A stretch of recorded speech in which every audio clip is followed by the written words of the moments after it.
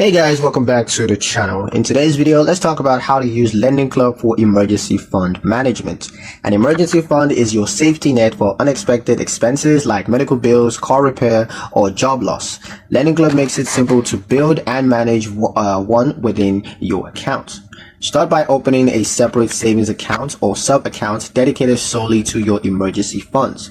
Label it clearly so that you won't confuse it with other savings goals. This separation helps to prevent accidental spendings. Next, set up automatic transfers from your checking account into the emergency savings account. Even small recurring contributions like $25 or $50 a week, these add up quickly over time. Automating deposits ensures consistency and reduces the temptation to skip savings. You can also activate roundup savings, where every purchase made with your Lendingclub debit card is rounded up to the nearest dollar and the difference is added to your emergency funds. This makes growing your savings effortless. Finally, monitoring your progress through the Lendingclub dashboard, which shows your balance and growth over time. A recommended goal is at least 3 to 6 months of essential expenses.